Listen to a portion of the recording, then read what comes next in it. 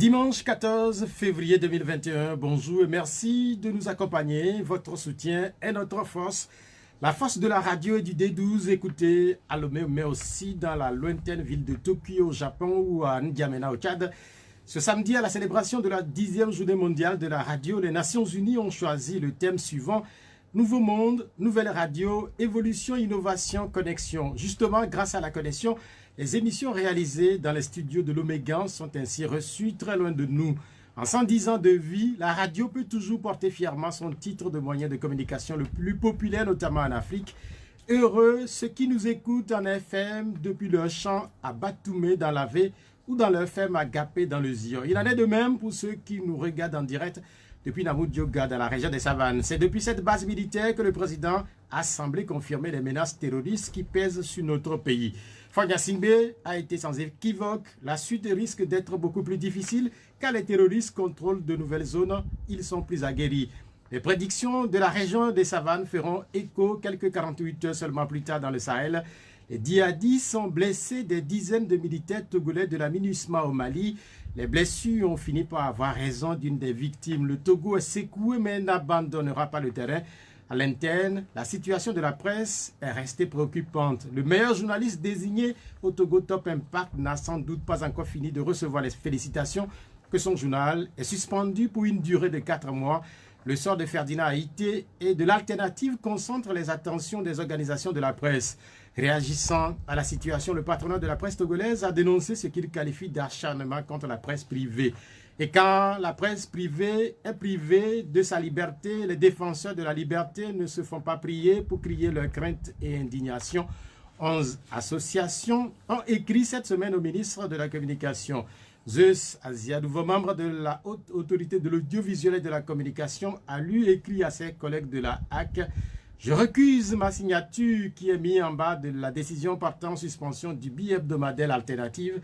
Bien avant, c'est le président Willy Brontelou qui, aux responsables des associations de presse, a lâché ceci: la récréation est terminée. Certains journalistes doivent cesser de se considérer comme des intouchables qui ont le droit de piétiner impunément les règles du métier.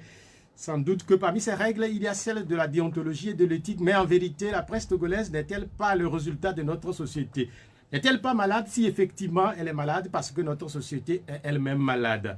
La maladie condamne parfois certains à quitter définitivement le monde des vivants, à la surprise générale. Ce samedi, la nouvelle de la disparition du journaliste Halirou Mourou Tchakala s'est vite répandue. Ce dimanche, au moment où une partie du monde célèbre l'amour, il rejoint son créateur depuis Adeti Kopé, triste et cruel. C'est le député Djeri Tama qui est notre invité. Il est le président du parti Le Net.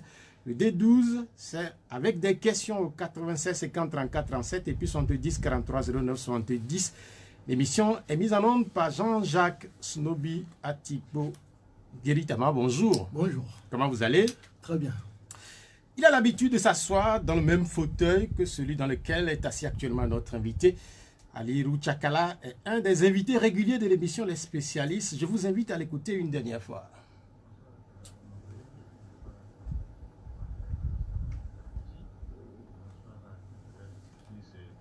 De Pyramide FM. Mais il y a vu la une qui dit beaucoup de choses, ça ne montre pas que bon. Oui, on avait tout laissé là-bas. Non, c'est notre job, il faut le faire, quel que soit ce qu'on traverse. Il faut respecter les lecteurs, il faut respecter les engagements pris. Et c'est ce qui nous a poussé à faire cette parution. Mais sur le plan forme, c'est pas au top. C'est pas au top. Cela se ressent dans notre voix. Il y a cette fébrilité physique-là due à certains soucis de santé. Halirou Tchakala, qui intervenait dans l'émission des spécialistes le 14 décembre 2020, c'est sa dernière participation à l'émission des spécialistes, dont il est l'un des invités réguliers. Djeri Tama, sans doute que vous avez ou vous connaissez cette voix qui nous quitte définitivement. Une réaction? Non, c'est beaucoup, avec beaucoup d'émotion. Vous savez, quand vous êtes politicien, vos premiers partenaires, que ce soit à charge ou à décharge, c'est les médias, et nous nous sommes côtoyés à plusieurs reprises, que ce soit sur des plateaux ou sur des activités terrain, et c'est vraiment avec beaucoup d'émotion que je salue la mémoire de cette personne-là qui, vous savez, le monde de la presse est très difficile. Et être président d'un média, d'un journal, c'est vraiment un parcours de combattant. Et donc vraiment, je salue sa mémoire. Je suis aussi surpris que beaucoup d'autres personnes apprennent sa disparition si soudaine. Et je m'unis à tous ses proches pour présenter à sa famille, à ses proches, nos condoléances, que son créateur le reçoive. Et nous mettre aussi à disposition pour éventuellement accompagner si besoin est. Ce midi, la cérémonie d'enterrement a lieu à Lomé. Il sera sans doute inhumé ou enterré du côté d'Adeti Kopé. Curieusement, ces derniers temps, de plus en plus de personnes connues, de personnes, que ces personnes soient politiques, journalistes, artistes, et quittent le monde des vivants. On a l'impression que les temps sont durs, finalement, pour les célébrités. D'abord, c'est que 2020 a été particulièrement rude. 2020 a fait une moisson terrible de célébrités. Mais je crois aussi que nous vivons dans une période d'incertitude avec le Covid. Et aujourd'hui, il est très difficile parce que quand vous prenez le Togo, moi, je ne pense pas qu'on ait eu uniquement 5000 quelque chose cas actifs. Parce que je pense qu'il y a beaucoup plus de personnes qui font peut-être la Covid-19, ne l'associent pas à la maladie et finissent peut-être même pas à succomber. Et je crois qu'il faut aussi mettre à l'actif de cette pandémie-là un certain nombre de décès que nous avons connus cette année. Je le dis comme ça parce que c'est vrai que quand on regarde ce qu'on a eu en 2020, c'est quand même assez... ça fait suffisamment peur. La rédaction et la direction de Pyramide FM s'associent à ma voix pour dire les condoléances de l'ensemble du personnel de la radio à ce journaliste qui, souvent les lundis, participe à nos émissions. Nous avions prévu parler de la radio en début de cette émission puisque hier samedi, c'était la journée mondiale de la radio. Je sais que directement, vous êtes un habitué des médias et vous venez quand on vous invite très souvent. Quel est l'état de vos rapports, notamment avec les médias radio? Non, je pense que, Dieu merci d'ailleurs, comme vous l'avez si bien reconnu, je mets un point d'honneur à répondre chaque fois que je suis invité. Et ce que je peux regretter aujourd'hui au niveau des médias radio, ce n'est pas une reproche, mais c'est que je trouve qu'on n'a pas suffisamment de débats contradictoires dans notre pays. Et que dans beaucoup de pays, historiquement, ce sont les radios qui ont lancé vraiment les débats contradictoires. Il y a un avantage à parler sans être vu. Et donc, ce que je peux regretter aujourd'hui, c'est voilà ça. C'est qu'on n'a pas seulement des débats contradictoires. Donc, du coup, pour le politicien que je suis, parfois, on reste un peu sur sa faim. Parce que, bon, vous venez dans une émission, vous parlez, vous faites sortir vos vérités. Le seul contradictoire, finalement, devient le journaliste ou les journalistes. Ce qui fait qu'aujourd'hui, beaucoup de journalistes deviennent plus ou moins des politiciens. Donc, s'il y a quelque chose que je peux regretter, c'est beaucoup plus ça. Pour le reste, la radio fait un travail formidable. C'est un média accessible. D'abord... à tout le monde. Et puis aujourd'hui, quand vous ajoutez maintenant le volet connexion numérique, c'est plus facile d'être écouté, comme vous l'avez dit tout à l'heure, à Tokyo, en Arabie, aux États-Unis, ainsi de suite. Donc je crois que c'est un média qui est en avance même sur les autres médias, que ce soit la presse écrite ou les médias vidéo.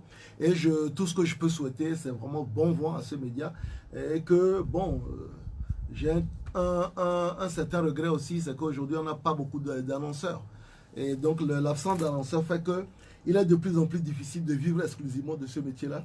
Et j'espère que soit l'aide de l'État à la culture va peut-être aider un peu plus ces médias-là, ou alors que on n'aura plus d'annonceurs pour que vous continuez à faire votre... On a apporté des antennes des radios situées par exemple à Lomé, je sais, pour mettre un tout temps penché sur la question que des gens menaient des antennes qui pouvaient porter sur des centaines de kilomètres, mais on les a bridés volontairement. Et au même moment, ça fait partie des choses que nous dénonçons. À l'intérieur du pays, où on n'a pas beaucoup de radios libres. Vous avez des radios communautaires qui ont un champ d'émission qui est très limité. Et je peux vous dire que moi, il m'est arrivé à plusieurs reprises d'arriver à l'intérieur du pays, vouloir faire une émission, par exemple, politique. Et qu'on me dise, écoutez, il faut qu'on ait l'autorisation du préfet, il faut qu'on ait l'autorisation du maire, et nous n'avons pas le droit de le faire. Donc, ce qui fait que, finalement, la bonne information se résume à Lomé. Heureusement que maintenant vous avez la connexion qui permet au moins de permettre à ceux qui ont la capacité de se connecter, sachant que la connexion coûte très cher au Togo. Donc du coup c'est un vrai problème, c'est-à-dire si nous n'arrivons pas à libéraliser, nous ne serons pas étonnés que les gens à l'intérieur du pays, non seulement ne puissent pas avoir les bonnes informations, parce que comme vous le savez, moi je vais régulièrement à l'intérieur du pays, quand vous arrivez dans certains villages et vous parlez de la Covid, les gens vous rient au nez. C'est-à-dire que bon, honnêtement, les gens ne savent même pas de quoi il s'agit, ne connaissent pas les gestes barrières et considèrent que tout ça c'est juste un montage des gens de la ville parce qu'ils n'ont pas la bonne information. Donc aujourd'hui ce qu'il faut faire c'est hypothèse numéro 1, favoriser l'installation de radios libres ou bien faire des relais par rapport aux radios qui sont à Lomé. Donc soit favoriser l'installation de radios libres à l'intérieur du pays ou bien alors débrider les capacités de porter des antennes pour faire en sorte que si vous émettez par exemple à Lomé, que les gens jusqu'à Palimé, à Tapamé voire plus vous recevoir à partir de votre antenne sans être obligé de mettre un relais à l'intérieur par une autre radio, parce que souvent ce que les gens font, ils font un relais avec une radio intérieure, mais comme je vous l'ai dit, les émissions étant sélectionnées, ce n'est pas toutes les émissions que les radios intérieures vont relayer. Justement, cela crée deux types de Togolais, puisqu'il y a certains Togolais qui sont relativement bien informés et qui sont à Lomé.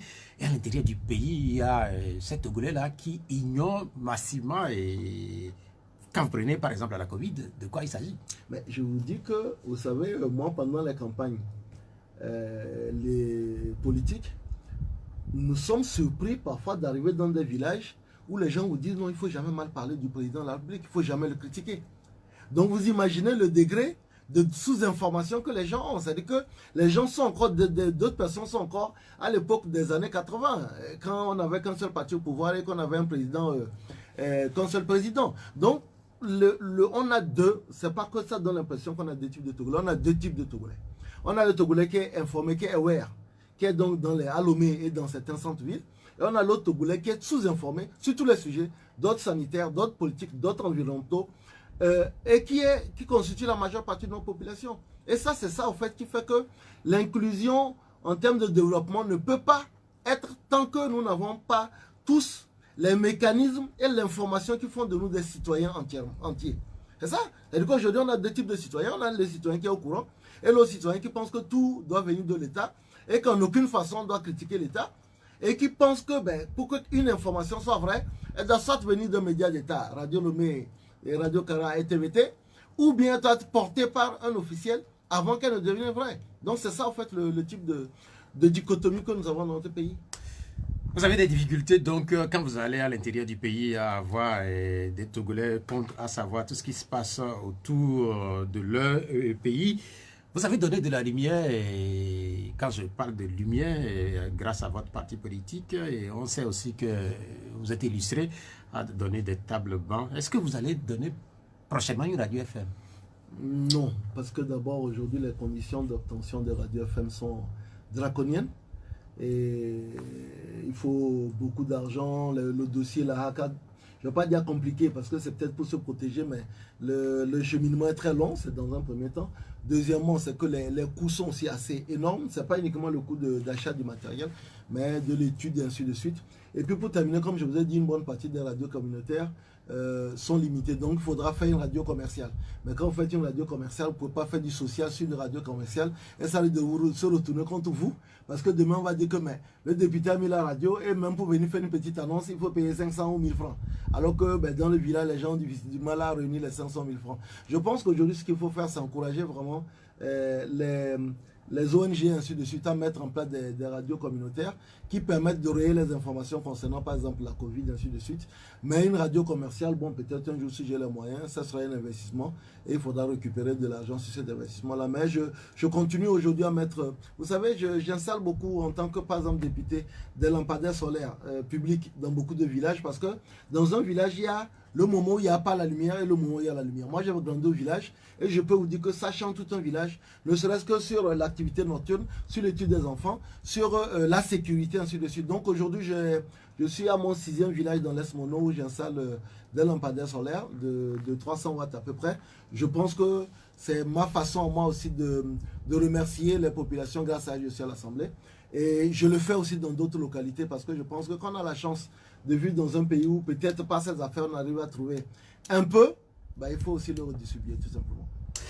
Nous parlons abondamment des médias en début de cette émission et nous évoquons les médias libres. Nous avons évoqué tantôt le décès de Alirou Tchakala. Nous évoquons la journée mondiale de la radio. Et puis on sait que les médias libres vivent des moments assez difficiles. Sincèrement, est-ce qu'il faudrait tirer un trait sur les médias libres au Togo? Non, attendez, on ne peut pas s'amuser à supprimer le 4e pouvoir. Il n'y a pas de démocratie sans médias indépendants. Non, il ne faut pas se laisser tenter par ça. Aujourd'hui, ce qu'il y a, c'est que nous sommes assez inquiets par ce qui se passe avec la suspension d'abord de l'alternative et aussi même le retrait de récépissé de l'indépendance presse. On a l'impression qu'on prend un marteau pour tuer une mouche ou bien une moustique. C'est assez inquiétant parce que je pense qu'il y a des voies parallèles. Par le passé, on a la plupart du temps pris la médiation pour régler ce genre de différends. Et bon, si la médiation ne marche pas, on passe par la justice. Mais aujourd'hui, la crainte que nous avons, c'est qu'on transforme la HAC, qui est un organe de régulation et donc de médiation, en un organe de répression. Je crois que l'idéal serait que la HAC continue à faire de la régulation, de la médiation. C'est un truc d'alarme en disant il ne faut pas que la HAC se transforme en un organe de médiation qui a un rôle très important dans l'équilibre des pouvoirs dans notre pays. Et il ne faut pas que la HAC devienne uniquement un organe ou bien une institution à charge.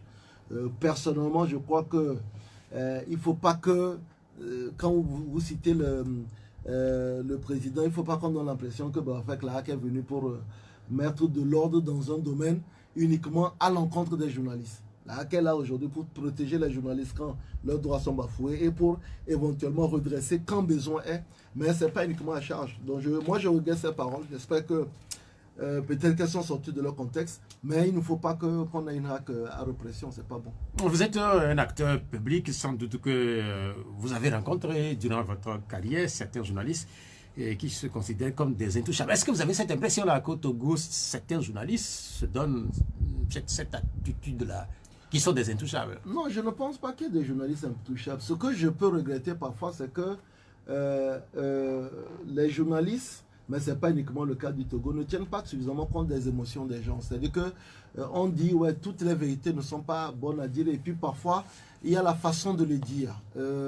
J'ai été à plusieurs reprises affecté sur le plan personnel, parfois par des unes de journaux qui ne tiennent pas compte parfois du drame que vous traversez. Vous savez, il y a de cela une année, j'ai eu à perdre ma compagne, et quand j'ai lu les unes de certains médias, vous vous rendez compte que, écoutez, c'est que vous êtes en train de souffrir dans votre chair parce que vous avez un malheur qui vous est arrivé, et au même moment, sans forcément tenir compte de ça, sans même prendre le temps d'aller faire des enquêtes pour savoir exactement de quoi il s'agit, vous vous retrouvez à la une, donc vous avez une sorte de double punition. Mais au même moment, c'est ce que je dis, que quand c'est le cas, vous avez non seulement la HAC, mais vous avez aussi les instances juridictionnelles de notre pays pour pouvoir se plaindre. C'est vrai que ce qu'on peut reprocher parfois, c'est que certaines presses se rentrent trop dans le sensationnel. Mais après, tout citoyen qui se trouve lésé a le droit de faire des recours. Au même moment, je le dis, ce n'est pas uniquement au Togo. Vous voyez la une de beaucoup de médias, les paparazzis, les journaux People, on tient rarement compte de ce que les gens vivent. C'est un peu la rançon de la célébrité.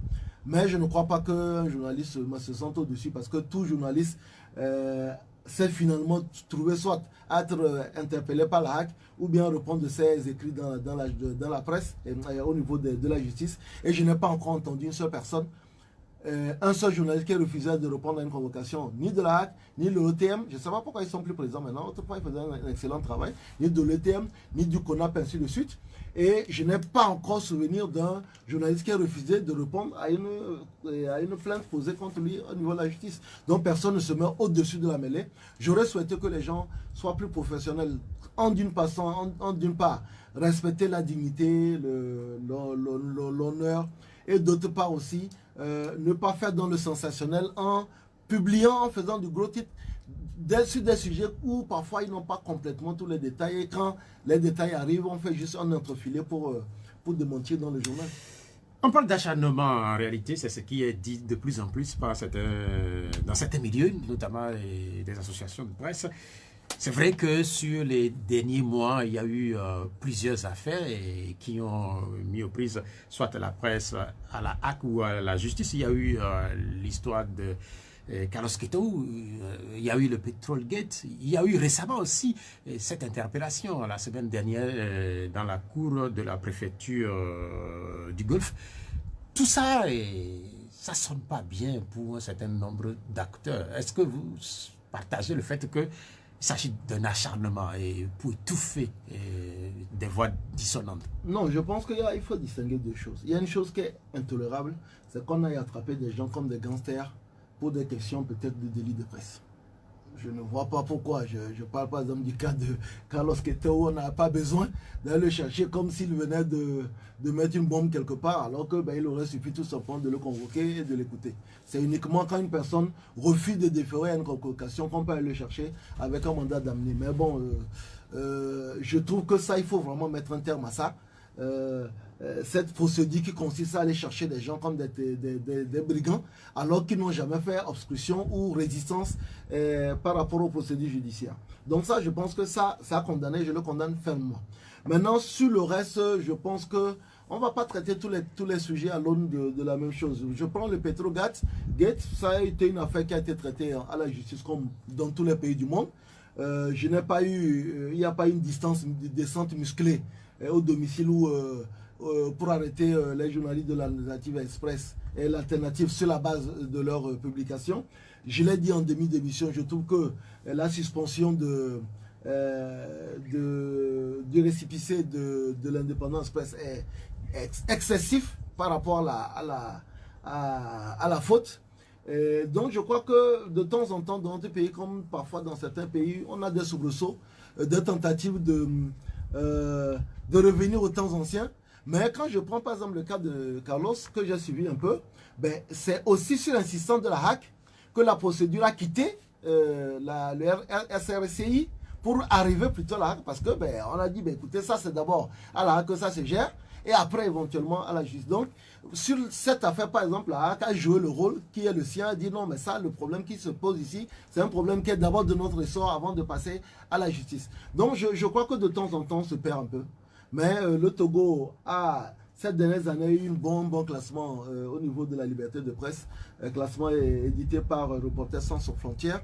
Je ne pense pas un seul instant qu'on sera tenté de redescendre encore dans les méandres de 150e, 180e pays de liberté de la presse. Je crois que de temps en temps, pour le peu que je sais, quand ça dérive un peu, l'euro quand même appelle un peu pour corriger un peu le tir.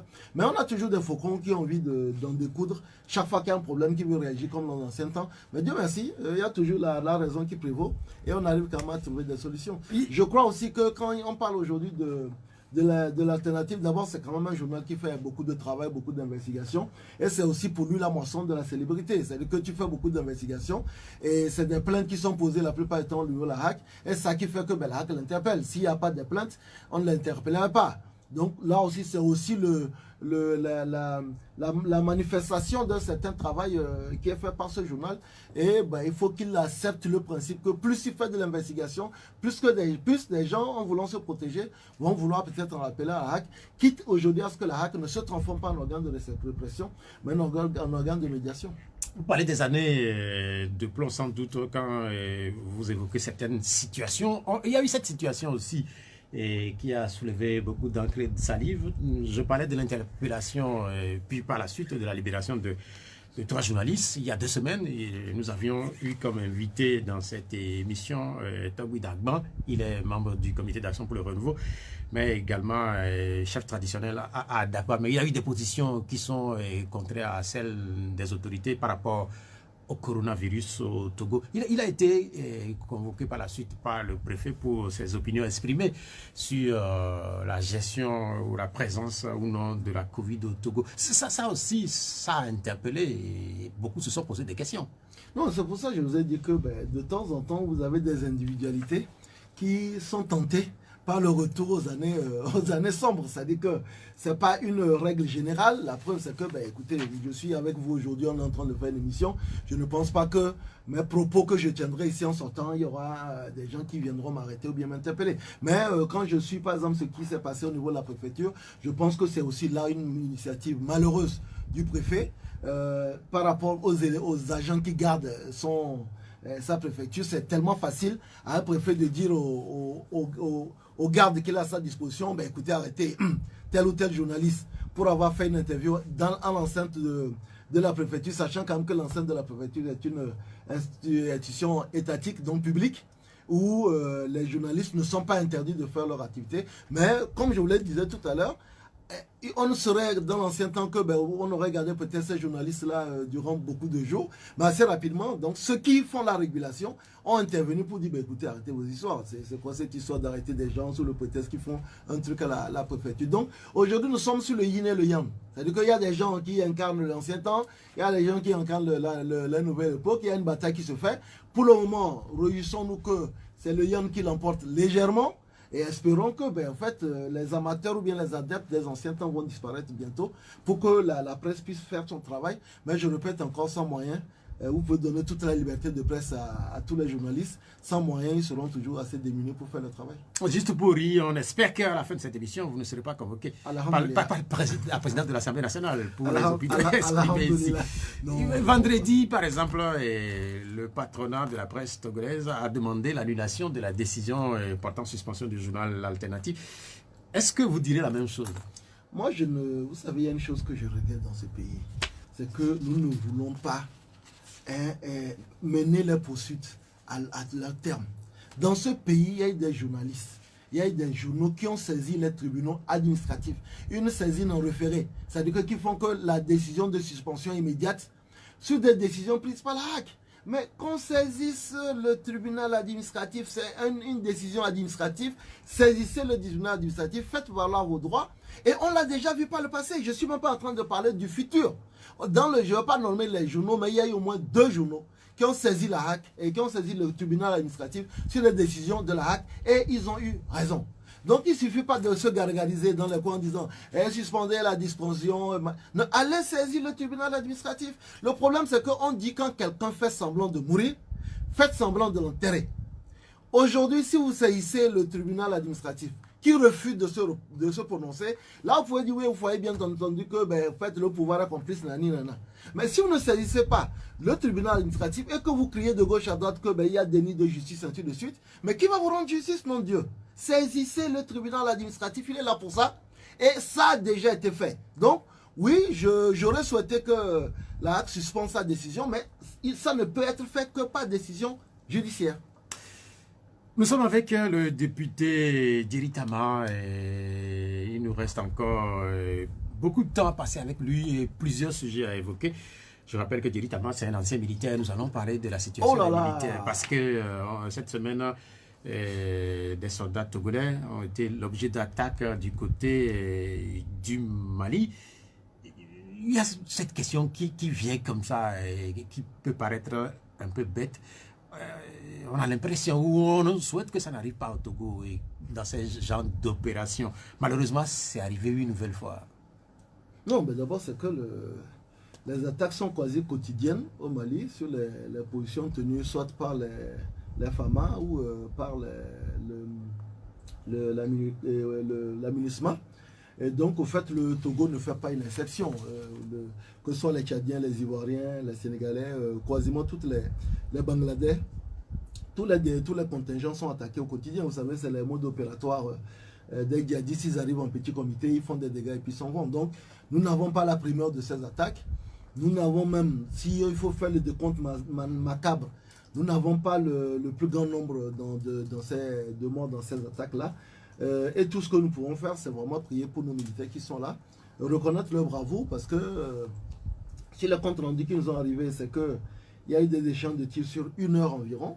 Je peux vous dire, pour moi, quelle expérience, faire 1 heure d'échange de tirs et ne pas avoir plus de morts que ça, ça vous dit quand même que vous avez quand même, vous êtes bien défendus.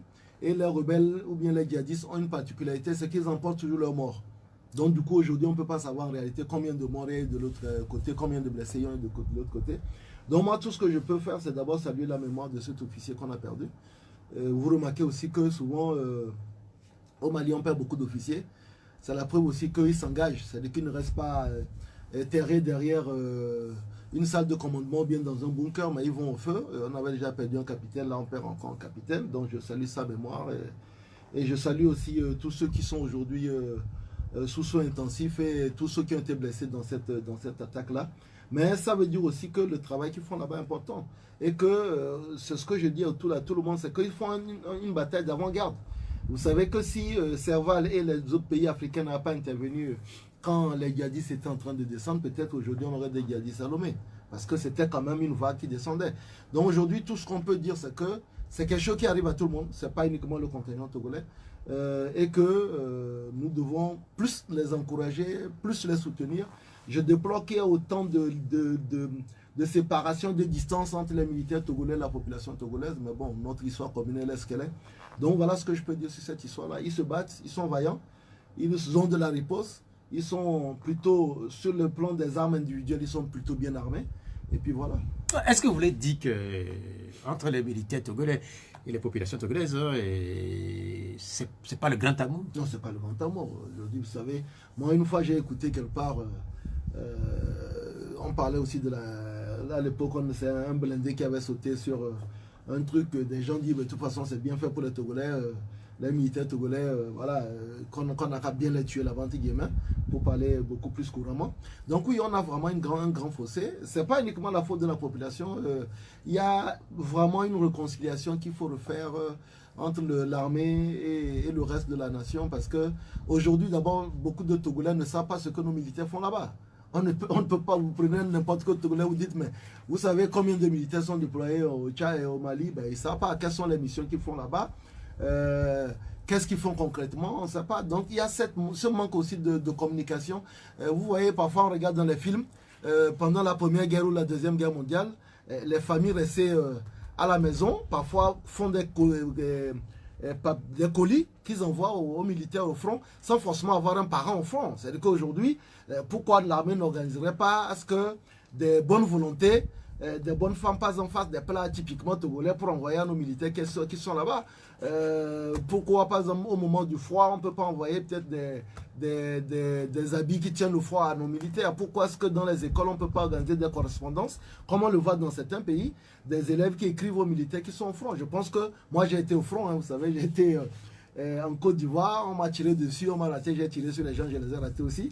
Et je suis sûr que j'aurais été très content si je recevais de temps en temps des colis venant du pays, des courriers venant du pays. Donc je pense que c'est quelque chose qui est malheureux, qu'aujourd'hui quand on a un mort, on a l'impression que ça ne concerne que les familles des morts. Mais justement, c'est l'impression qu'on a, oui. que ça ne concerne que certains. Bah oui, c'est dommage. Moi je le déplore, c'est-à-dire, vous allez avoir, et ça aussi c'est une responsabilité de nos dirigeants, quand on ramène des personnes qui sont mortes sur le champ d'honneur, c'est uniquement dans le camp, en petit comité qu'on leur rend hommage. Alors que c'est des héros nationaux. Ils ne sont pas morts pour les bérets rouges, les bérets verts, les blindés, mais ils sont morts pour le Togo.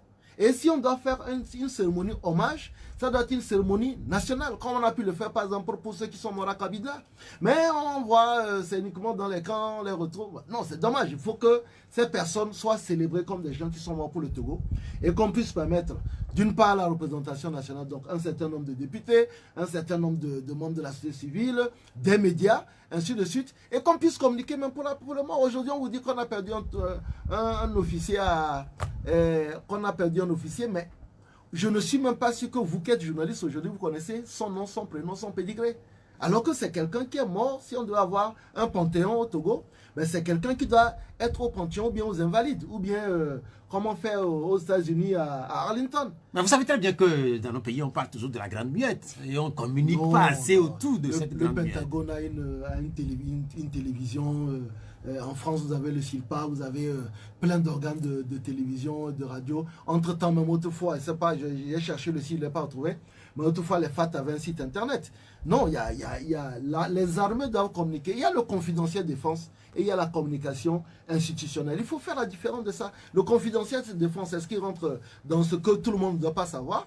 Mais quand l'armée, par exemple, va installer des tentes quelque part, quand l'armée va intervenir quelque part pour éviter qu'on tue des gens quelque part, mais il faut que l'armée communique là-dessus. Il faut qu'on sache que, tiens, voilà le rôle. Parce que sur les 4 missions des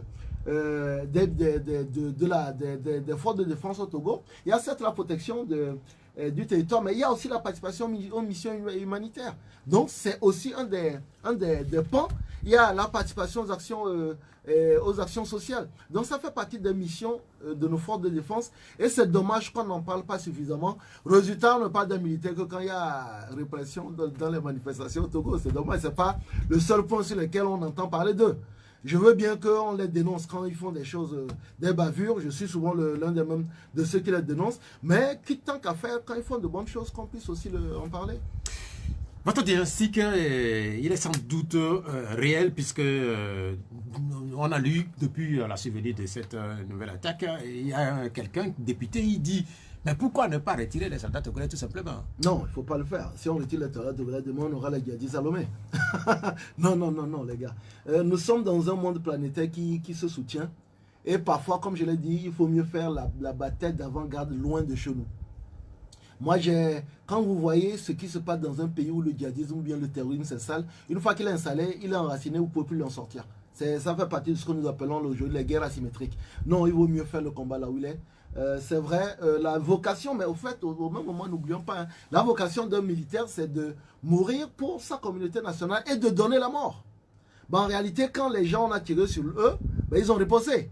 Et s'ils ont fait des morts là aussi, ça fait partie de la spécificité militaire. Quand vous êtes militaire, vous savez que vous avez le droit. C'est le seul métier où la communauté nationale vous donne le droit de tuer en son nom. Et c'est le seul métier où vous acceptez aussi qu'on vous tue au nom de votre communauté nationale. Donc ça fait partie des caractéristiques. Aucun militaire ne se plaint quand il meurt. Ben, il meurt parce qu'il s'est engagé pour ça. Mais on souhaiterait quand même que nous puissions encourager, rendre hommage à nos militaires qui meurent pour la communauté nationale, mais pas les retirer. Il ne faut surtout pas faire ça. Et si vous les retirez demain, quand vous aurez des problèmes, personne ne viendra vous soutenir aussi.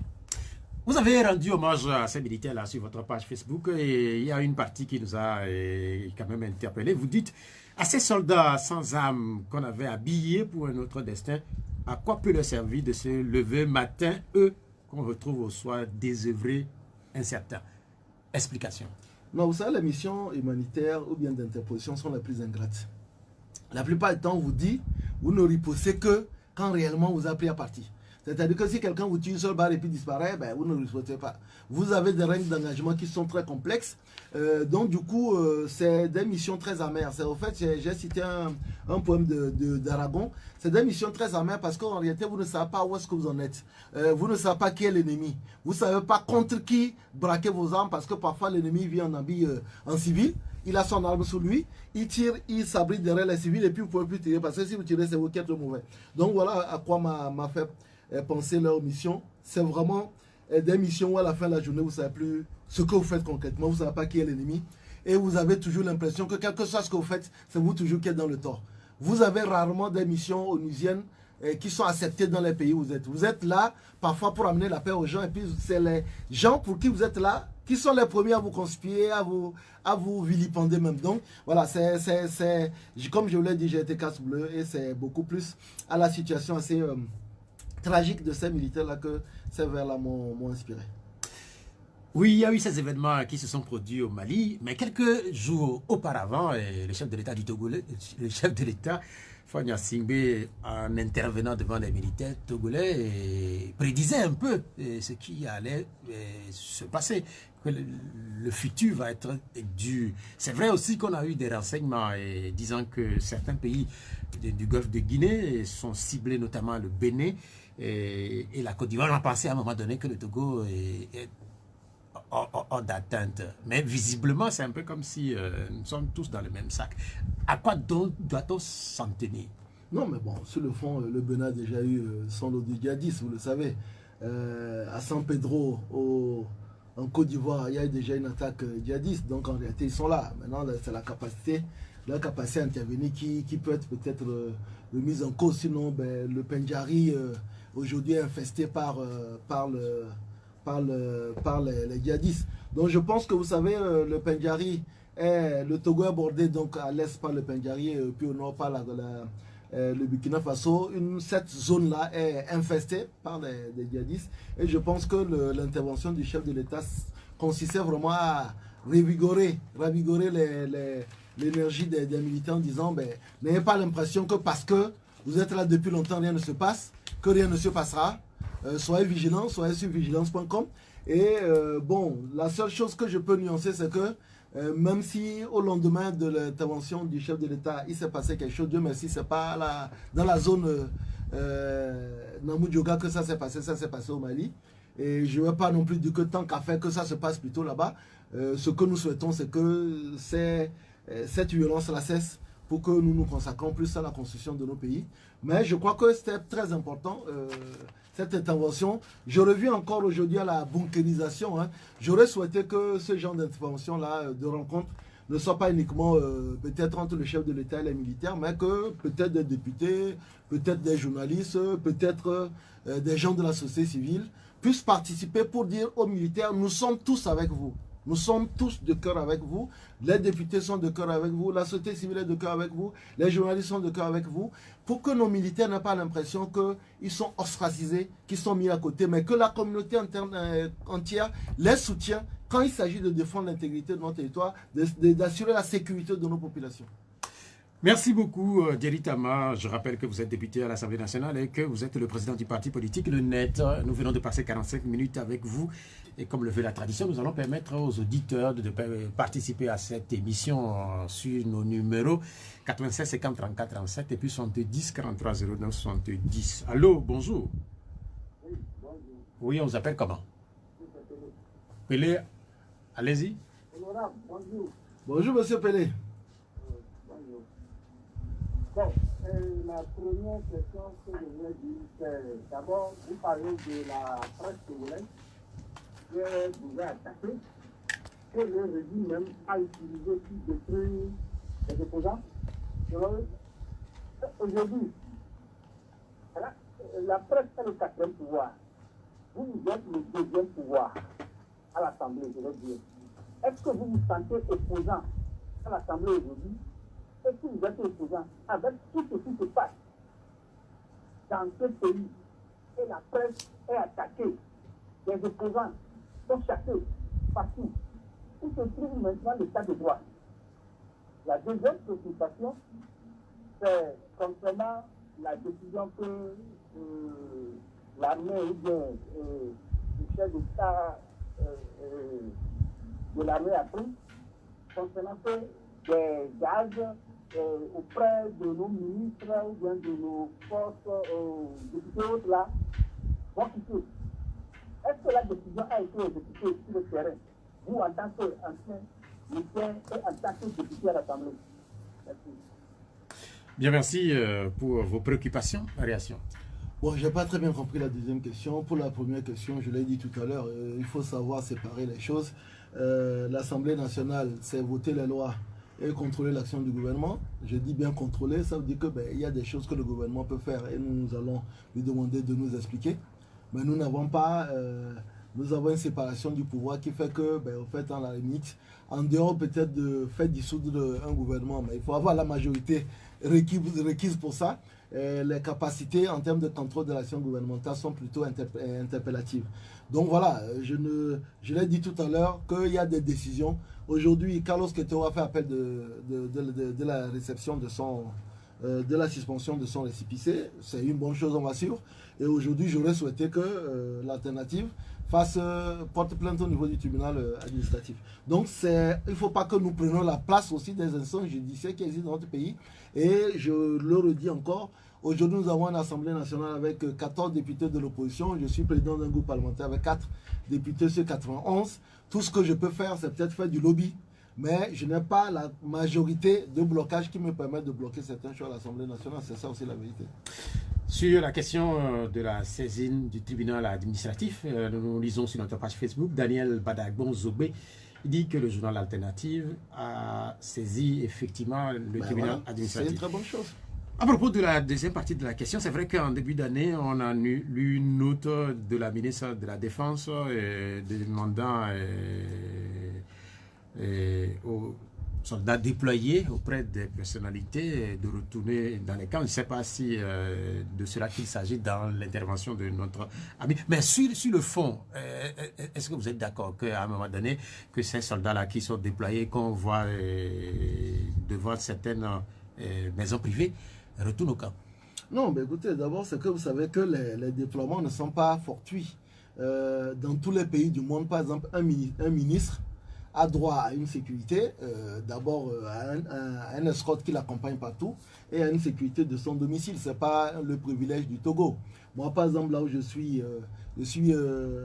président du groupe parlementaire, donc j'ai rang de secrétaire d'État et le droit togolais m'autorise à avoir une escorte et éventuellement un agent de sécurité chez moi, même si je n'en ai pas voulu. J'ai une escorte aujourd'hui qui travaille aux heures de service normalement. Donc, il y a des gens, de par leur statut, qui ont droit à de la sécurité. Et je ne crois pas que ce soit quelque chose de spécial au Togo. Ce que j'ai cru comprendre sur l'opération qu'a faite la ministre des Armées, c'était de faire un peu le point pour savoir où sont les éléments, parce que c'est vrai qu'il y a eu des abus où certaines personnes, parfois vous avez même des personnes privées, des opérateurs économiques, qui en discussion avec certains chefs de régiment, déployaient des militaires devant leur domicile. Donc il a fallu, à ce que j'ai compris, qu'on fasse le point pour dire, écoutez, tout le monde revient, on fait le point de savoir qui est où et qui est qui, pour savoir même les régiments, quel effectif, parce que vous n'allez pas demander à faire un recrutement en disant, écoutez, moi ce régiment-là n'a que 600 personnes, alors qu'il y a 800 personnes qui viennent émerger, et sur les 800 personnes, il y a 200 personnes qui sont dans les domiciles des gens. Donc je pense que c'est pour faire un inventaire. Et pour ce que j'ai compris aussi, après avoir fait l'inventaire, tous les ayants droit ont repris leurs escortes et agents de sécurité. Ceux qui n'étaient pas éligibles ont perdu dans ces agents de sécurité. Vous savez très bien aussi que dans la foulée, on a appris quand même qu'il y a plus de 300 de ces soldats qui seraient des déserteurs. Bah oui, mais c'est ce qu'on dit. Bah, vous imaginez que quelqu'un est supposé être déployé chez X personnes. Et donc, sur papier, il est mis qu'il est déployé chez X personnes. Maintenant, le jour où on dit que tout le monde rejoigne, la personne ne rejoint pas en fait, parce qu'en réalité, elle a continué même à toucher son salaire alors qu'elle n'était pas là, peut-être même qu'elle est partie en Europe ou bien qu'elle a laissé son salaire ailleurs à l'étranger. Donc, cette opération a permis de savoir physiquement quels sont les gens qui continuent à émerger et qui continuent physiquement à figurer dans les listes de contrôle. Et à partir de là, quand on a fait physiquement, on s'est rendu, sans aucun doute, là je ne parle pas, normalement c'est aux militaires de faire cette communication, on s'est rendu compte que certainement qu'il y a beaucoup de personnes qui ne viennent plus au boulot, mais qui continuent à figurer dans les listes de contrôle des forces armées togolaises. On retourne au téléphone pour la deuxième fois après Pelé. Nous avons qui au téléphone? Allô, bonjour. Bonjour Pierrot. Oui, votre nom? C'est M. Kolani de Biagoué. Comment vous allez? Je me porte très bien, je salue directement. Bonjour M. Kolani. Et à l'entendre, vous avez bien dit qu'il faut des débats contradictoires. C'est pas seulement pas un débat contradictoire avec le pouvoir seul. Le pouvoir, nous savons bien qu'ils sont en train de gérer mal. Ils ne peuvent pas venir faire des débats contradictoires avec ceux qui s'opposent à eux. Mais néanmoins, si même ces débats contradictoires pouvaient exister entre nous les opposants, ça serait aussi intéressant pour que le peuple puisse avoir une connaissance qui veut prendre la place de ce pouvoir. Pour finir, Monsieur directement, les élections qui se sont passées, nous avons des règles qu'on s'est données. Et nous avons la CENI et la Cour constitutionnelle. La CENI et la Cour constitutionnelle ne feront que dire ce que le peuple togolais a donné dans les urnes. Parce qu'ils sont payés par le contribuable togolais. Les élections passées, la fois passée là, est-ce que notre CENI, qui nous a dit qu'il va proclamer les résultats, le lundi, quel jour là, et il s'est précipité. En 24 heures, nous donnons des résultats. Et avant qu'on nous donne des résultats, les militaires, pour ne pas dire les forces de sécurité, sont partis attaquer la maison d'un candidat. Or, je sais peut-être qu'il a dit. Mais avec ça, là, directement, la même attention. Parce que vous avez une population qui fait le corps électoral, c'est sur cette population que nous jouons. Est-ce que vous pensez, si on ne cherche pas la vérité des villes, parce que le dépôt nous dit, si la CENI proclame, et la Cour constitutionnelle parle, c'est fini. Si nous faisons des lois, Ils ont dit la vérité. Est-ce que vous pensez que c'est réellement la vérité qui est sortie? Bien, Moi, je vous en prie, hein. bien. Sincèrement, mettez la conscience. Parce que c'est important pour les futures élections. Merci pour Merci, s'il vous plaît. Allô? Malheureusement, il est parti sur la première partie de son intervention. Est-ce que vous pensez qu'on peut organiser des débats contradictoires entre des personnalités qui se réclament du même bord politique, qui se réclament comme étant des opposants? On ne peut pas organiser un débat contradictoire entre deux opposants, ça n'a pas de sens. Et moi, personnellement, je ne participerai jamais à ça parce que c'est vrai que nous avons sans aucun doute des différences idéologiques, peut-être d'approche, mais notre objectif c'est de prendre le pouvoir de la main de ceux qui sont là. Donc le débat contradictoire dans toutes les démocraties s'organise entre ceux qui sont au pouvoir et ceux qui sont dans l'opposition. Je ne vois pas l'intérêt d'un débat contradictoire entre deux représentants de l'opposition. Ce sera juste un débat complémentaire, c'est tout. On exprimera notre différence, mais pas plus. Je ne crois pas qu'il y ait vraiment besoin.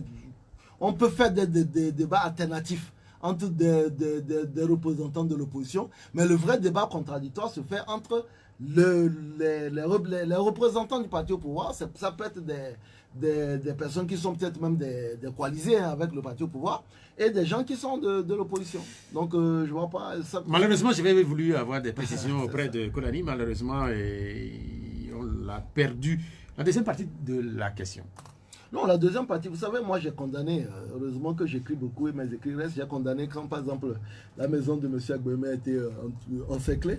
Mais au même moment, la difficulté que nous avons au Togo, M. Konani parle de vérité des unes, c'est qu'on ne l'a jamais. C'est-à-dire qu'autant on peut, et c'est son droit ou le droit de n'importe qui, de contester les résultats proclamés par la CENI, mais c'est que nous n'avons jamais eu d'autres résultats alternatifs. Et c'est ça qui est la grande difficulté. Je veux bien que lors d'une élection, quand la CENI dit voilà mes résultats, sur les 9000 bureaux de vote, qu'un autre candidat dise voilà mes résultats sur les 9000 bureaux de vote et qu'on puisse les confronter. Le problème, c'est que depuis plusieurs années, tout le monde dit j'ai gagné avec tel pourcentage, mais sans jamais produire les résultats détaillés de ce qu'il a. Quand la CENI, moi par exemple, j'ai des gens qui sont à la CENI, mais quand la CENI donne les résultats, vous avez les résultats des 9000 bureaux de vote. Avec les résultats CELI par CELI, les candidats reçoivent les résultats CELI par CELI. Mais le problème, c'est que jusqu'à ce jour, sur toutes les élections que nous avons au Togo, les candidats de l'opposition, tout autre candidat n'arrive à produire les résultats détaillés dans les 9000 bureaux de vote. Et tant que nous n'arrivons pas à le faire, nous ne saurons jamais qui dit la vérité. Moi, je ne dis pas que M. Agbemé a raison ou M. Fonya Singbe a raison. Je l'ai dit, moi, j'étais présent que devant 6 CELI sur 46. Donc, je ne peux pas proclamer les résultats sur l'ensemble du territoire. Mais aujourd'hui, la grosse difficulté que nous avons, c'est de pouvoir présenter des résultats au peuple, à l'opinion, même si ça va après les délais, pour dire, écoutez, voilà les résultats que la CENI donne, mais voilà les résultats que nous avons, parce que chaque candidat a le droit de mettre un de ses délégués dans les 9000 bureaux de vote, et donc avoir les PV des 9000 bureaux de vote, et faire une compilation. Ce que vous dites là, ça se répète malheureusement à chaque élection. Est-ce que finalement ça ne jette pas un malaise sur les processus électoraux dans notre pays? Oui, bah écoutez, moi je le dis tout le temps. Disons-nous la vérité, vous n'avez pas l'argent, vous ne gagnez pas une élection. Au Togo, l'opposition n'a pas l'argent, à commencer par moi-même. Nous n'avons pas réussi à mettre 9000 délégués dans les bureaux de vote, et donc nous n'avons pas les résultats bureau de vote par bureau de vote. Si vous n'arrivez pas à mettre des gens dans les bureaux de vote pour défendre votre vote, si l'autre en face décide de voler et que vous n'avez personne pour vous défendre, comment faites? C'est ça la réalité, c'est-à-dire on peut se lever, se gargariser de tout ce qu'on veut, ouais on a gagné ainsi de suite, mais il faut avoir les gens dans les bureaux de vote. Si vous n'avez pas les gens dans les bureaux de vote, on va vous tricher, par ailleurs vous n'allez rien voir. Donc aujourd'hui, moi je l'ai toujours dit, quelqu'un qui se prépare à une élection présidentielle au Togo et qui espère la gagner, c'est entre 5 milliards et 10 milliards. Si vous n'avez pas l'argent, ben allez vous coucher. Allô? Allô? Bonjour. Oui, vous parlez un peu plus fort s'il vous plaît. Bonjour, M. Piaro. Votre nom? M. Kossi. Kossi depuis Arapani. Oui, Kossi, vous êtes à l'antenne, allez-y. C'est pour notre voter. Ouais. M. Thierry Sama. Bonjour, M. Kossi. Bonjour, ça va bien? Toujours. La lettre conscience. Ah, c'est votre histoire de mettre la conscience là. Si vous étiez à la page de M. Agbemé Kodjo, vous allez accepter comme ça? Au revoir, à tout à l'heure. Je ne sais pas, je n'ai pas très bien compris. Moi non plus, mais bon, d'abord c'est que je ne suis pas à la place de M. Agbemé Kodjo. Il est un responsable politique, il a la liberté de sa politique, de ses actions. Je ne l'ai jamais critiqué sur ses choix politiques. Il est libre de ce qu'il ce qu'il doit faire, il sait les résultats qu'il va avoir. Je suis directement président du net et j'ai aussi ma façon de faire les choses. Mais au même moment, tout ce que vous savez, moi je considère que la politique doit plus nous réconcilier que nous diviser. Et donc aujourd'hui, ce que j'aurais souhaité de toute façon, que nous soyons tous là. Mais je répète encore, il y a une procédure politique, et il y a une procédure électorale. Et quand vous décidez d'aller à une élection, c'est que vous acceptez la règle du jeu. C'est malheureux, mais c'est comme ça. Donc voilà, donc bon, malheureusement, je ne suis pas à la place de M. Agboemou Kodjo, je ne peux pas répondre au nom de Agboemou Kodjo. Allô? Alors, bon, c'est tout comme la vie. Comme la vie. Oui. Oui, votre question. Je salue l'invité. Bonjour, monsieur Comme la vie. Oui. Je dis là, je suis très content parce que je suis directement en train de briser une assertion que beaucoup de politiciens et hommes d'affaires nous disent chaque fois lorsqu'on leur demande d'aller dans le village aider les populations, faire du bien, installer les choses, on nous dit que le pouvoir en place est toujours hostile. Mais justement à la fin, il n'est pas en prison, il est avec nous aujourd'hui. C'est une occasion pour dire que le pouvoir est toujours ouvert et que tous nos frères qui ont des moyens, qui n'ont pas venu au village, nous aider en nous aidant en l'électricité ou bien en eau. Justement le faire et je rends grâce à Dieu pour ce qu'il fait. Tout le monde présent ici, je pense que nos villages et nos villes seront équipées. Ce n'est pas seulement le gouvernement. Et vraiment, c'est une occasion pour dire à ceux qui nous disent chaque fois que c'est le gouvernement qui les empêche. Aujourd'hui, c'est une chose qu'on a reçue, que notamment la paix, il n'est pas en prison. Et je voudrais aborder ce côté, c'est au niveau de la presse. Je vois comment les journalistes disent qu'ils sont en dictature et ils sont toujours coincés. Qu'est-ce qui serait normal? Lorsque vous écrivez quelque chose sur quelqu'un, il n'est pas d'accord, c'est aller à la justice, et maintenant la justice va trancher, ou bien aller voir la HAC. Les Ghanéens ont fait ça et ils ont tué leurs journalistes parce qu'ils ont dit des choses sur eux qui n'ont pas été avérées. Est-ce que vous voulez que les Togolais, lorsque vous écrivez quelque chose, les journalistes écrivent quelque chose sur eux, au lieu d'aller à la justice, ils gagnent le groupe pour le faire du mal, je pense que le Togolais a dépassé ce stade. Aujourd'hui, lorsque vous faites quelque chose, vous écrivez quelque chose, après un Togolais, il est conscient, c'est son frère, c'est son soeur, il va à la justice pour le signaler. C'est tout normal. Moi, je pense que c'est normal, nous sommes dans la démocratie. C'est là même que c'est comme ça peut se passer. Mais c'est dans la justice, c'est tranché. C'est la différence, il faut laisser l'État à sa place. Vous avez vu sur un Togolais, ils se sont menacés, il est parti là où la justice va rentrer. Il n'a pas accepté les prisons pour faire du mal. On est dans un droit normal. Et c'est pas à faire tout ça. On a suffisamment compris le fond de votre pensée et réaction à la prestation de Comme la vie. Oh, ben écoutez, bon, d'abord, merci. Hein, c'est vrai que parfois les gens s'abritent derrière cette histoire de.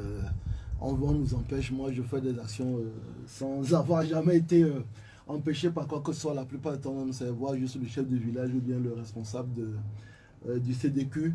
Et les gens ne sont pas. Personne n'a jamais refusé qu'on les aide. Sincèrement, j'ai couvert des écoles, même à Lomé ici, j'ai couvert 2 bâtiments du CEG Mikonakwe. Honnêtement, personne n'a jamais demandé l'autorisation pour le faire. On s'est mis en relation avec le directeur, on l'a fait. Donc merci beaucoup, on va continuer à le faire chaque fois que Dieu nous aidera à voir un peu. Maintenant pour la presse, non, je pense qu'il ne faut pas non plus, il faut faire très attention.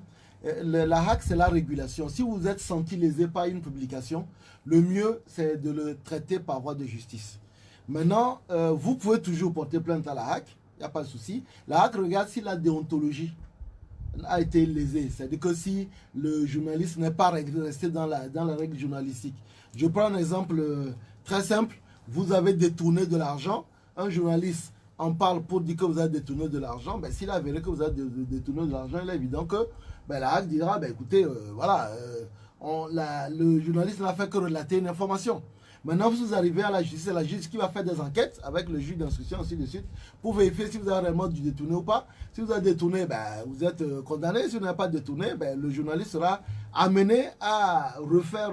Il sera d'abord condamné. Hein, c'est pas parce qu'on dit qu'il y a dépénalisation de délit de presse que vous ne pouvez pas être condamné. Hein. Et maintenant, peut-être faire une démentie. Donc aujourd'hui, c'est surtout ce que je dis, c'est éviter de transformer la HAC en une cour. Pour que la HAC règle les problèmes, là où c'est plutôt à la justice de le faire, et que la HAC beaucoup plus privilégie, autant que faire se peut, la médiation et la réconciliation. Autrefois, elle le faisait beaucoup.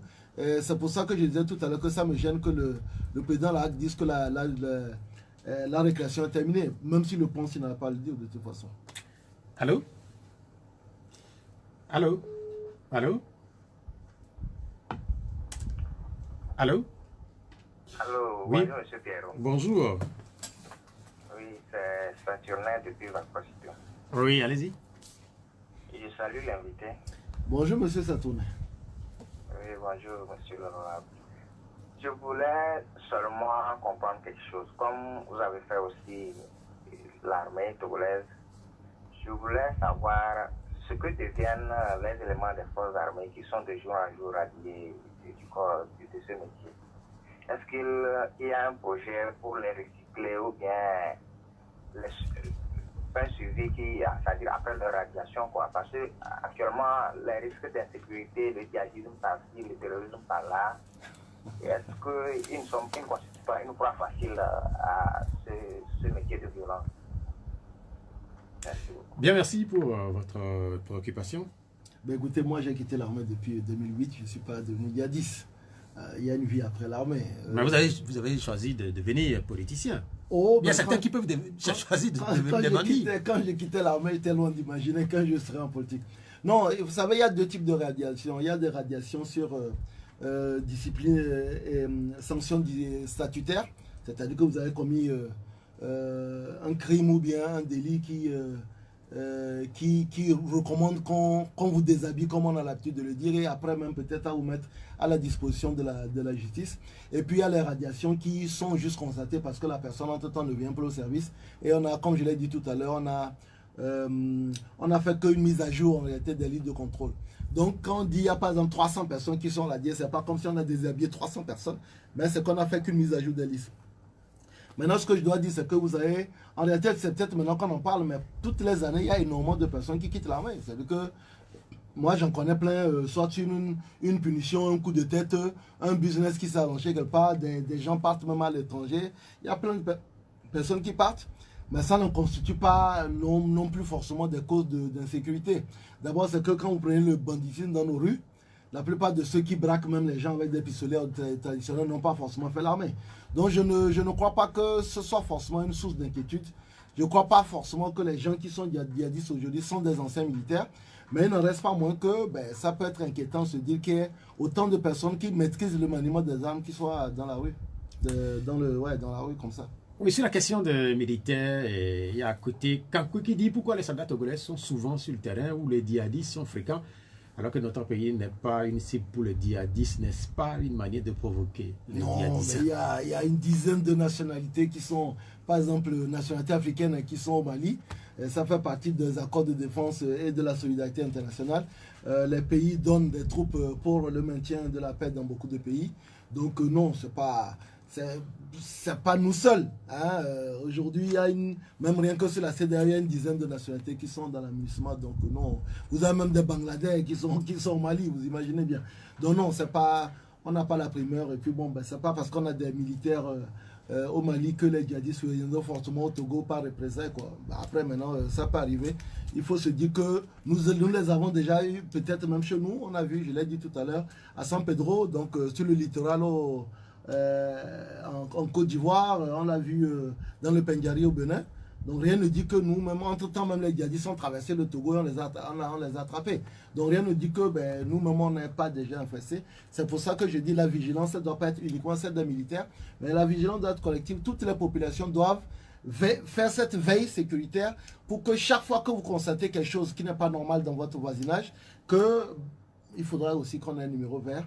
Spécialement pour ça, qu'on puisse appeler un numéro pour dire écoutez, il y a des gens que je vois qui sont un peu louches, venez faire une petite enquête juste pour vérifier, pour s'assurer que... Allô? Oui, bonjour. Bonjour, votre nom? Comme à l'antenne, allez-y. deux questions à notre invité. La première, c'est de savoir, au rang de général et de colonel, quels sont le nombre de accords que chaque étape doit avoir pour assurer sa sécurité interne ou bien personnelle. La deuxième question, ça concerne le djihadisme. Vous savez aussi ici chez le Togo, en question de foncier, vous voyez comment les familles s'entretuent. On peut appeler les djihadistes internes ou bien des rebelles. Mais quand vous consulté la carte minière du Mali, les parties concernées, tantôt c'est l'uranium, manganèse ou soit des réserves énormes de pétrole. Et c'est dans ces parties qu'on parle de djihadisme. Est-ce que vraiment nos dirigeants ne sont pas en train de mettre la vie de nos confrères militaires en danger en parlant plutôt de djihadisme plutôt que de régler l'équitabilité des ressources minières? Merci. Bien, merci. Là, je ne sais pas si vous commencez par la deuxième partie de la question, parce que là, sur les origines du mouvement djihadiste dans le Sahel, il y a plusieurs théories qui s'affrontent. Là, ils viennent sortir cette théorie. Ils parlent des liens avec les ressources minières. C'est vrai que plusieurs puissances écument aujourd'hui la bande saharienne. Quelle est votre lecture de ce qui se passe là-bas? Vous savez, on a toujours la théorie du complot. C'est-à-dire que on considère toujours que tout ce qui se passe en Afrique est toujours lié à nos ressources. Et après, chacun y va de sa théorie, mais il ne faut pas oublier d'abord que quand on prend le Mali, les zones à conflit aujourd'hui ont toujours été des zones qui ont toujours été tentées par le sécessionnisme. Parce que vous avez les Touaregs qui ont toujours voulu créer leur État à part. Et cette zone-là, ce n'est pas vraiment la zone la plus riche du Mali. Et depuis les indépendances, ces velléités de sécession ont toujours existé. Aujourd'hui, les gens aussi reconnaissent que l'implosion de la Libye a permis aujourd'hui à ces groupes non seulement de pouvoir franchir les frontières sans aucun problème, mais aussi a permis une meilleure distribution des armes. Donc, je crois que vous avez des pays en Afrique qui ont des réserves d'or, de pétrole et ainsi de suite, qui ne sont pas forcément en guerre. Mais bon, maintenant, je ne vais pas non plus empêcher qui que ce soit avoir sa théorie qui va bien. Mais aujourd'hui, si vous prenez les zones où nos militaires sont tués, où nos militaires sont déployés, vous n'avez pas une seule ressource militaire là-bas. Maintenant, bon, comme je le dis, chacun y va de sa théorie et je ne vais pas empêcher qui que ce soit de développer la sienne. La première partie de la question, c'est... Je ne répondrai pas. Ouais, en fait, c'est technique et c'est confidentiel. C'est pas technique, c'est pas confidentiel, c'est au cas par cas. Vous savez, moi, par exemple, étant lieutenant, j'avais une ordonnance. Mais l'ordonnance se changeait régulièrement. Et parfois, sur certaines missions, par exemple, on veut sortir aller quelque part, je vais peut-être arriver chez moi pour peut-être laisser une commission, faire quoi que ce soit dans une jeep avec 4 militaires. Donc demain, quelqu'un va peut-être dire que, écoutez, voilà, telle personne a tel nombre de sécurité. Donc c'est tellement relatif qu'il n'y a pas un texte. On sait que chaque officier a droit à une ordonnance. Ce n'est pas uniquement au Togo, mais dans pratiquement tous les pays. Chaque officier, c'est une sorte de personne qui le suit partout, qui l'accompagne, ainsi de suite. Mais en dehors de ça, après, tout dépend vraiment. Un chef corps peut décider de déployer une personne chez lui. Mais voilà, ça se gère en interne. Et c'est le genre de truc où vous ne pouvez pas répondre. C'est en sérieux. Vous n'avez même pas les éléments pour répondre. C'est au cas par cas. Et parfois, quelqu'un voit 10 personnes ou bien 5 personnes devant la maison d'un chef alors qu'ils sont juste de passage. Il y a cette réaction de Thomson Daï. Pourquoi est-ce que la CENI ne remettait pas les PV aux candidats à leur demande? La question des élections présidentielles revient constamment. Tous les membres de la CENI, à savoir les 17, ont les PV de toutes les CELI. Tous les candidats reçoivent. Moi, j'étais candidat en 2015. C'est même un sac qu'on a pris pour me donner avec les PV de toutes les CELI. Et, excusez-moi du peu, où figurent les signatures des représentants de toutes les formations. C'est-à-dire que des représentants des 17, ou bien des 5 qui figurent dans les CELI. C'est-à-dire que les représentants de l'opposition comme les représentants du parti au pouvoir et de la société civile. Donc en réalité, le gros problème, c'est comment faire une adéquation entre les résultats qui sont signés et les résultats que les gens détiennent dans leur maison. C'est ça. Sinon, quand vous êtes à la CENI, vous, non seulement vous êtes destinataire, quand vous êtes représenté à la CENI, mais tous les candidats ont droit aux résultats. Si c'est par exemple une élection présidentielle, les résultats aujourd'hui nous sommes à 46 CELI. Les 46 CELI, vous avez les résultats des 46 CELI qu'on vous envoie dans moi on envoie ça dans un truc, plus les résultats consolidés, bien entendu. Après cette réaction, nous allons retourner au téléphone avec notre auditeur. Allô? Allô, bonjour. Bonjour. C'est Bozambo. Comment vous allez? Bonjour à notre invité. Bonjour, monsieur Bozambo. Bonjour, honorable. voudrais demander quelque chose. On me dit que les djihadistes, là, ils sont au Mali. Mais Mali se trouve au désert. Je me demande où passent les armes et les voitures et aller donner ça aux djihadistes pour tuer nos frères togolais, les soldats togolais. Pourquoi ils ne disent pas douce togolais? C'est les Togolais qui tuent tous les jours. Pourquoi? Après, l'année passée, c'est les Français et les Togolais, les Français et les Togolais. Donc, on doit les Togolais, les Français et le tuent. Donc, je me demande quelle frontière, quel port qui fournit, ou bien quel plan qui fournit les armes et les voitures et les carburants aux djihadistes qui sont plus puissants puisque l'Afrique de l'Ouest qui n'arrive même pas à contenir ces massacres, quoi. Ma deuxième question. On dit que le chef de l'État a dit au camp la fois passée qu'ils vont dépasser des milliards pour couvrir les armées, pour faire quoi. Ces milliards-là, s'ils sont mis dans le peuple, c'est là les bandes affamées qui mènent les peuples, les populations vers là. Donc nous sommes tous affamés dans ce pays. Si les djihadistes viennent maintenant, s'ils veulent donner 500 000 à Bozambo de faire quelque chose, ils peuvent faire ça. Ils peuvent faire ça facilement. Donc, ils n'ont qu'à penser à peuple d'abord. Donc ils vont former les soldats qui vont dépenser des milliards aux soldats et les peuples souffrent. Ils pensent que les peuples qui, avec la collaboration avec ces gens-là, qui font des magouilles. Et ma troisième question, il y a des gens qui passent là-bas, arriver de ce trouble-là, donc c'est là qu'ils ont trouvé un peu de l'argent pour construire. Donc il n'y a pas le statut d'un militaire ou d'un policier. Donc s'ils vivent au Togo, ils ne peuvent pas construire, d'aller là-bas, revenir avant de construire. Merci. Bien, merci, on a noté votre intervention et ça a fait rire par moment, mais c'est des questions assez importante que vous posez, notamment sur l'approvisionnement des djihadistes dans la bande sahélienne. On sait que cette bande est cernée par un certain nombre de pays, mais curieusement, les djihadistes sont aujourd'hui très aguerris, très entraînés, et ils ont du matériel. Non, vous savez, la vérité, c'est que on ne parle pas de guerre conventionnelle, on ne parle pas d'affrontement entre troupes. C'est-à-dire que, j'ai parlé tout à l'heure de guerre asymétrique, c'est-à-dire que vous ne rencontrez pas les djihadistes qui, comme on voyait lors de la Deuxième Guerre mondiale, une ligne de militaires togolais, une ligne de djihadistes, et on s'affronte et puis bon, ben, on se tire dessus, ainsi de suite. Ils viennent en petit comité, la plupart du temps même à moto, ils font des petites actions.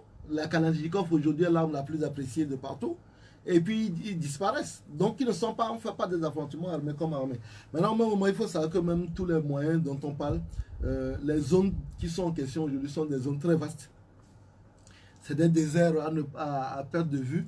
Et il est très difficile de contrôler tous ces espaces-là, où souvent les gens se déplacent de nuit, où souvent les gens maquillent les voitures avant de se déplacer, où les armes circulent. Je l'ai dit tout à l'heure, hein, l'implosion de la Libye a fait que les armes circulent plus dans toute la zone sahélo-sahélienne. Donc voilà, aujourd'hui, ce n'est pas vraiment des affrontations armées contre armées, c'est des affrontements plutôt entre petits comités et des troupes qui sont la plupart du temps scotchées à des positions, à des checkpoints, et c'est extrêmement difficile.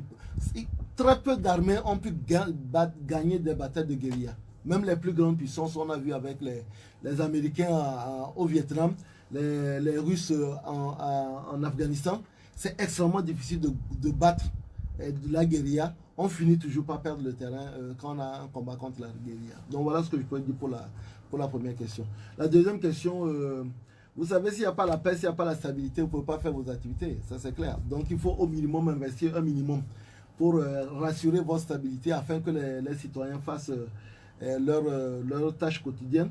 Mais je pense aussi que, je ne suis pas dans la tête du chef de l'État, mais je ne pense pas que quand il dit qu'il faut investir des milliards pour la sécurité, qu'il oublie aussi qu'il faut aussi investir pour aider les citoyens à mieux vivre. Bon, voilà. La troisième question, beaucoup de militaires construisent avant d'aller en mission extérieure. Hein, vous savez, là, on ne revient pas milliardaire des missions extérieures.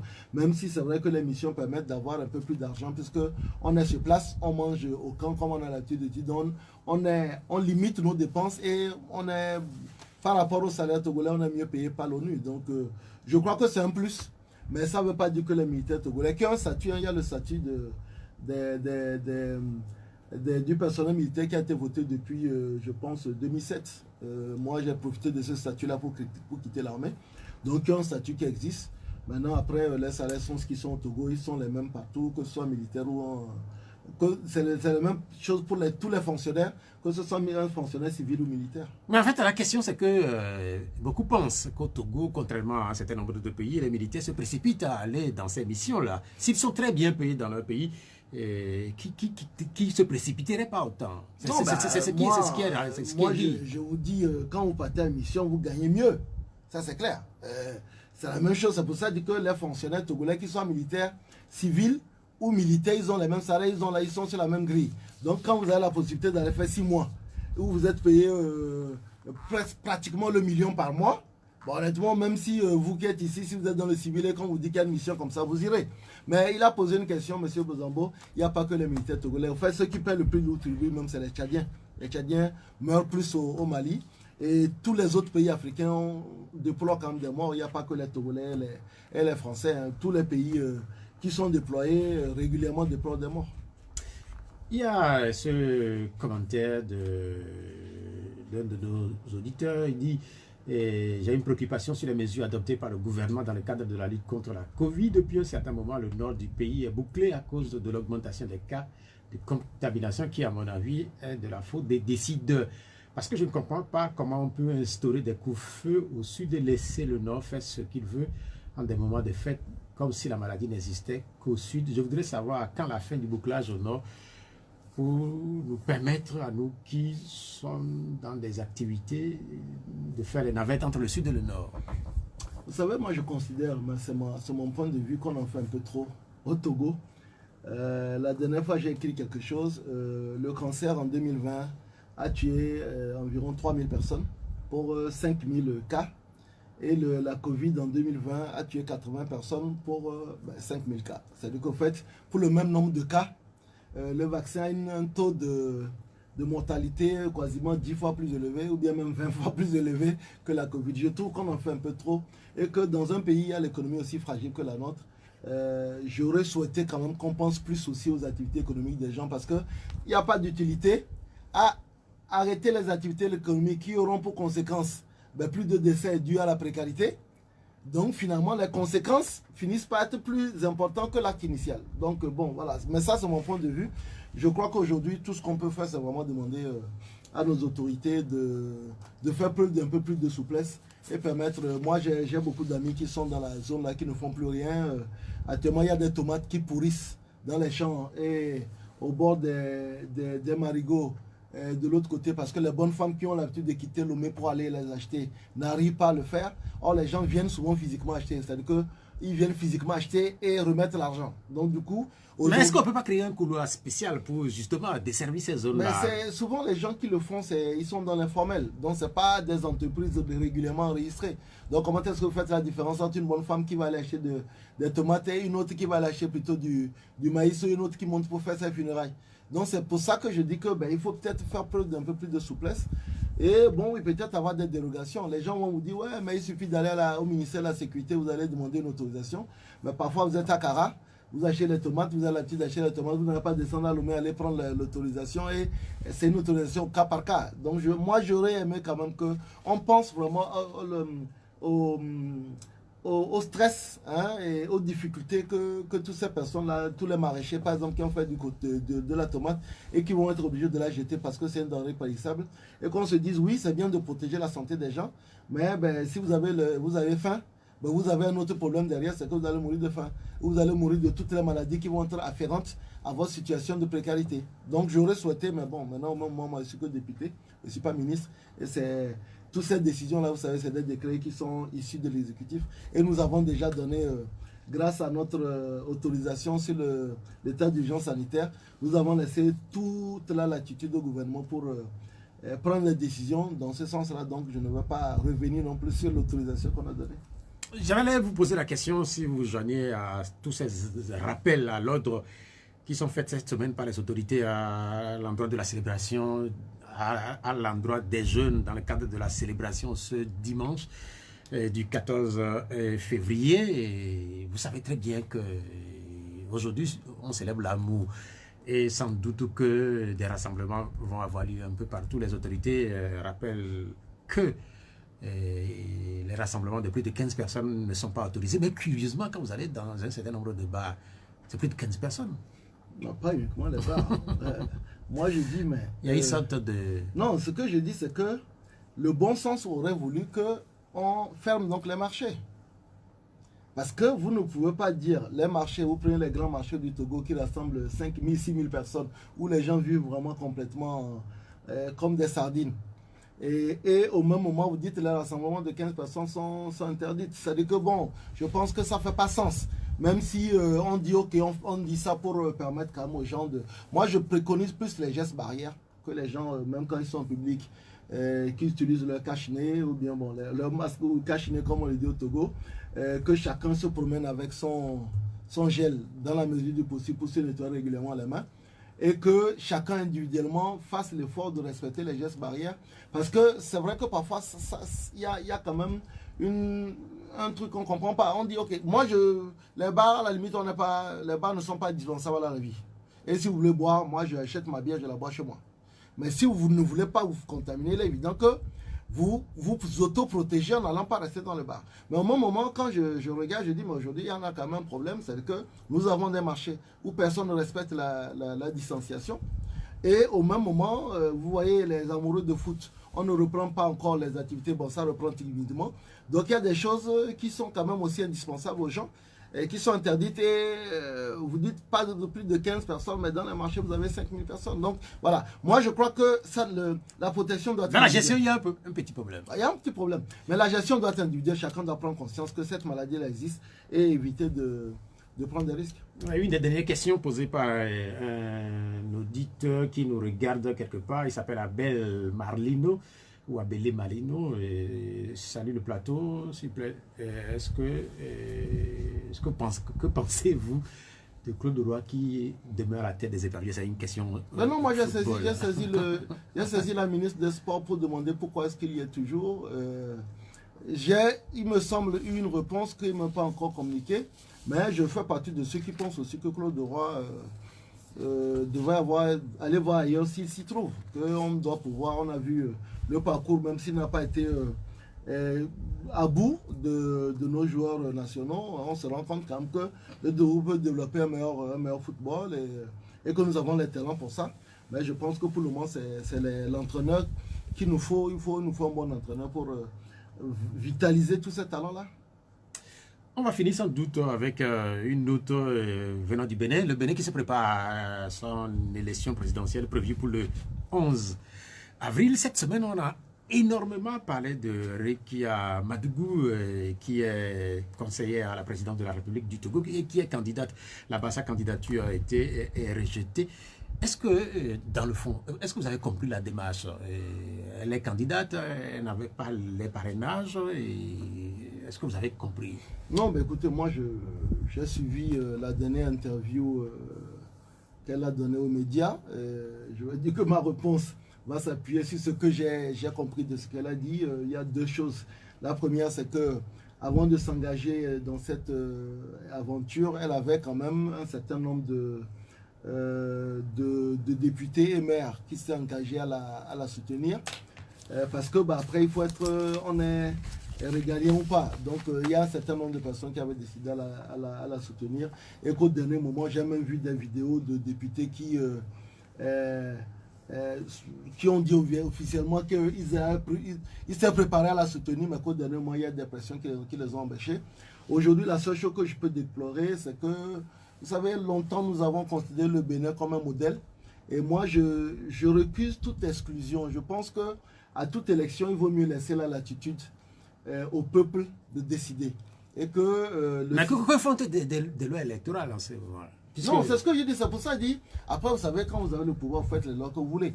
Vous savez, Coluche disait, moi j'aime bien le président de la République, il aurait pu tricher pour avoir le numéro de la Lonato, mais il ne le fait pas.